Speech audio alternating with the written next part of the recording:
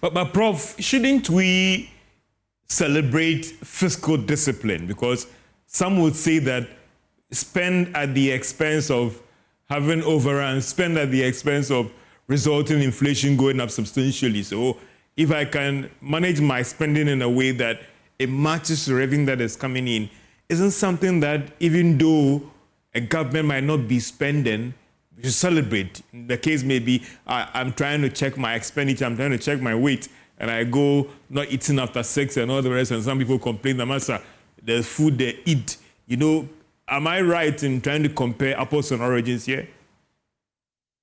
Well, fiscal discipline is good if it's defined as a reducing waste of resources, reducing corruption, and then improving on expenditure efficiency, then it's good.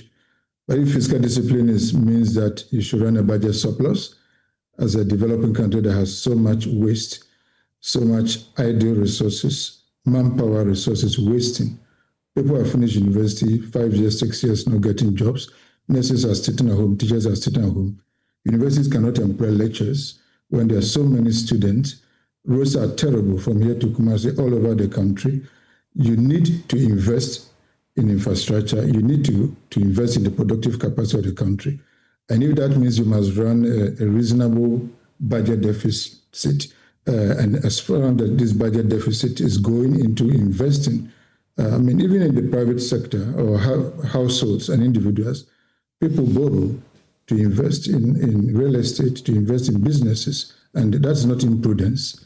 Okay, so if we are borrowing from the central bank or borrowing from treasury bills or even external borrowing, and it's not for salaries and wages, it's not for buying V8s, to run high budget deficits that you don't see any value for, and it's to invest in the economy, particularly infrastructure is terrible across the country, and it's slowing down our productivity and high growth, and it's not creating jobs for people that are finishing university. I have students that have trained, first-class students, that haven't found job in 5 years. Okay, so if even America is running budget deficit, Malaysia, Singapore, tell me how many countries in the world that are run budget surplus. Okay, so why will a poor country like us seems to be happy that you are cutting your coat according to your size? What does that mean? Okay, so have we finished solving our problems of infrastructure? By the way, you can check and see that we have so much problems and we need to invest. Government need to spend. The private sector needs to spend. The government needs to spend to crowd in the private sector. And that is not happening. So I don't think that is discipline. By all means, we should reduce corruption. We should improve efficiency in expenditure. But we need to spend. Government needs to spend. We have so much. Go to hospitals. There are no beds. People are dying in the hospitals. There's a lot of challenges. Even wages. Wages are lagging behind labor productivity. Look at the average wage paid to salaries, public sector earners. They can look at the inflation, look at the cost of rent, look at the cost of food. And people are being paid 1,000 Ghana cedi after graduating from university, 1,200.